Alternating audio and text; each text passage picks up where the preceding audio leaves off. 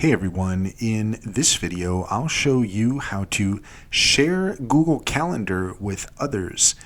In order to do so, first off, here we are on calendar.google.com and we're all logged in. And what we're looking for is up at the top in the main menu here, you can see that you have the settings menu, and we're going to go ahead and select that. And then from here, we're going to select settings.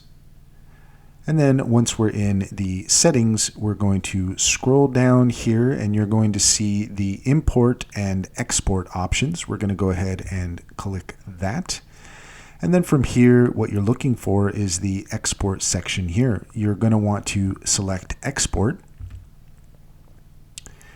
And once you have done so, then you will see that this has now created a zip file with your iCal file in it, which you can then send to anybody that you wish. And having done so, you have successfully shared your calendar. And that's all there is to it. If you found this video helpful, please leave a comment and like and subscribe for more helpful tips.